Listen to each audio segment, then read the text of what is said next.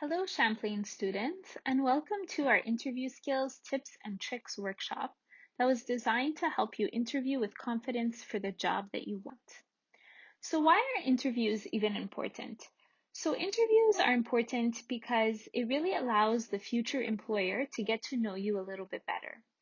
So they can often get more information from you during an interview than they would by just looking at your resume.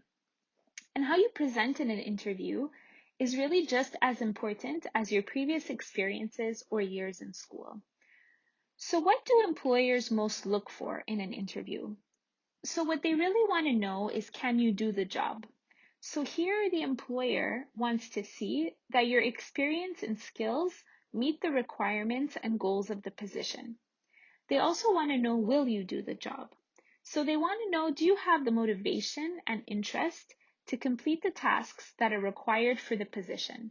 And lastly, they want to know if you fit in. And this is more specifically related to the culture and the team environment.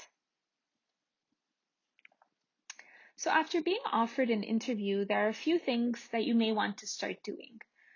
So you might want to make sure that you think about what message you want to convey to the employer about you and practice some potential questions that you might get. So part of this is doing some research about the company, but also spending some time thinking about your own skills and experiences that would make you a strong fit for the job that you're applying for. So if you have previous job experience, you may also want to speak to your references in the event that the employer might contact them. So when it comes to preparing and practicing for an interview, thinking about everything that you might want to say is really great, but practicing out loud or with another person is even more helpful. So practicing out loud will also help you feel more confident in your communication style. And lastly, there are some specific things that you should do the day of the interview so that everything runs smoothly. So what we'll do here is that we'll go through each of these points in more detail in the slides that follow. Okay, so first we look at preparation. So when preparing for an interview, you want to think of specific examples from your past that highlight your skills, qualifications, and achievements. So remember to showcase how these match with the employer's needs. As many of you may not necessarily have paid work experience just yet, this also applies to any volunteering opportunities, which can really help build your resume and help you gain the essential skills for the world of work. So here in preparing for the interview, you may also want to think about your own wants and needs for the position. So you might want to ask yourself, so what does this position offer me? And how does it fit in with my career plans? So you might also ask yourself, am I looking for part-time work to support me while I'm studying at Champlain? Or am I ready to work full-time after I graduate from Champlain? So in addition to knowing these things about yourself, you also need to know who you are interviewing for. So during this step, it might be important to take some time to do some research on the company. So you might want to browse their website and social media and pay close attention to the company's culture, their mission statement, and consider how your skills and values fit with the company or the organization that you're about to interview for. You may also want to tap into your connections here. So for example, you might have a friend or a family member that currently works at the pharmacy or grocery store that you want to apply to. You might want to ask them, are they liking their job? And would they recommend that employer? Perhaps they can also help you with the process. So at this point, it will be important to brainstorm some questions you would like to ask in the interview as well. Okay, so before we get into prediction more specifically, I want to mention that it will be important to let past employers or volunteer sites know that they may be contacted as references for the current job that you are interviewing for. So when we think about predictions, what we want to do is sort of guess or predict what kinds of questions that the employer might ask us depending on what job we are interviewing for.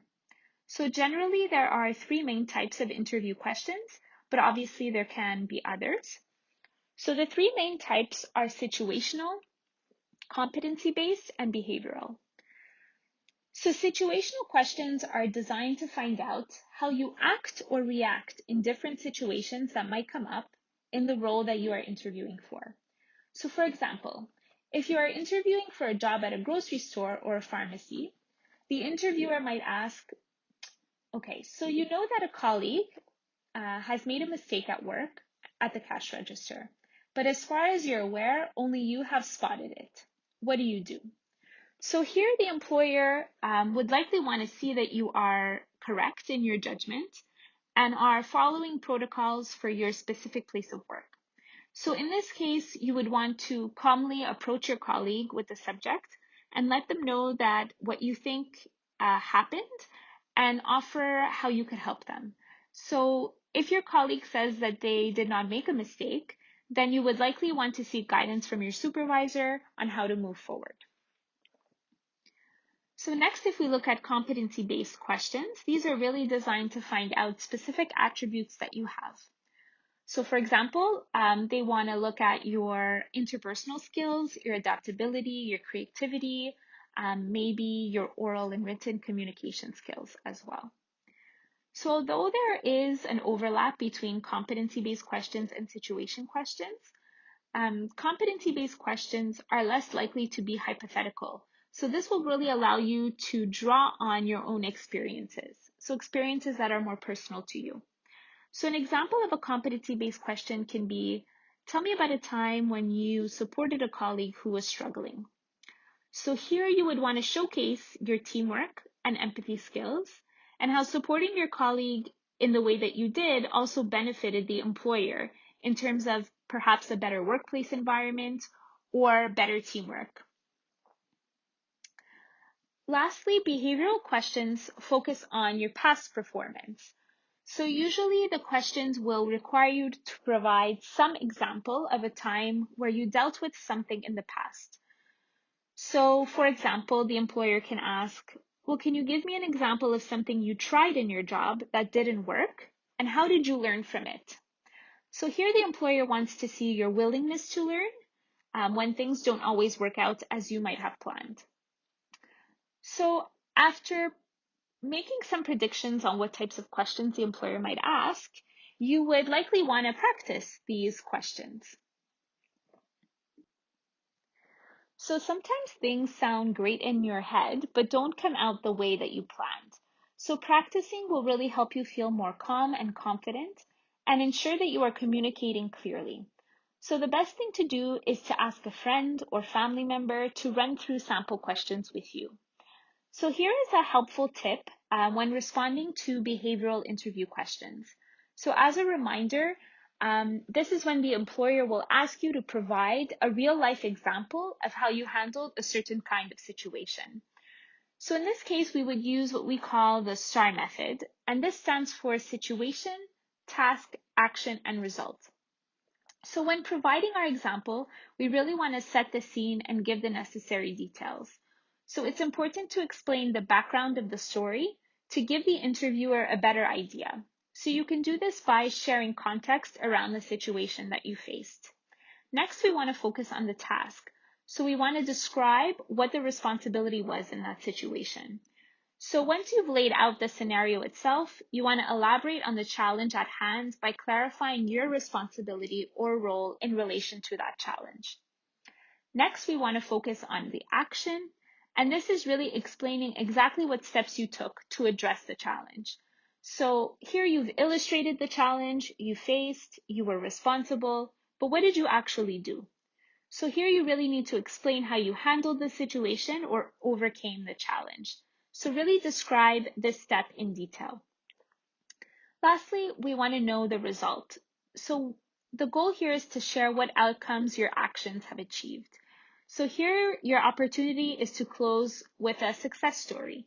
So you've taken on a task and you've taken action to resolve the issue. So here you want to discuss what you achieved through your actions. So once you've practiced for the interview, now it's time to show up to the interview. So remember, you need to look polished and professional. So even if dress norms differ from one job to another, Here, we really want to make sure that you're wearing something that allows you to sit and move around comfortably as well. You want to make sure that you arrive at least 10 to 15 minutes before your interview and research the location and time it will take you to get there. It might be important to bring a copy of your CV with you, and it is also going to be very important to turn off your cell phone when you're actually in the interview. Sometimes things are out of our control and we might be late or may not make it to our interview. So if this is the case, make sure you just call or email the employer as soon as possible to advise them of the situation and apologize. So since interviews in the near future will likely be conducted via an online platform, you want to make sure that your internet is working properly and that you are in a quiet room with minimal interruptions. It's always helpful to test call and troubleshoot any issues that you might have before the interview takes place. And if your interview is happening over Zoom or Teams, you also want to make sure that you have an appropriate background as well. Lastly, and this is a suggestion, within 24 hours of the interview, you might want to send a thank you email, thanking the employer for their time and anything that you found interesting in the interview. So follow up with the employer if you have not heard back from them within the time frame that was agreed upon when you interviewed.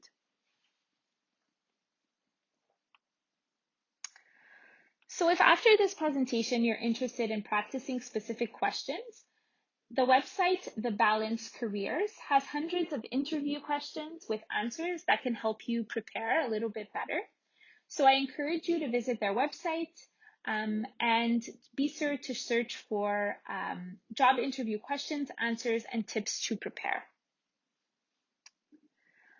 Lastly, I also invite you to visit McGill's career planning website, which also has some useful information on interview skills, but also on CV writing. And I provided the link here. And lastly, I just want to say thank you so much for listening. I hope that you found this short workshop helpful and useful, and I wish you the best of luck in your interviews.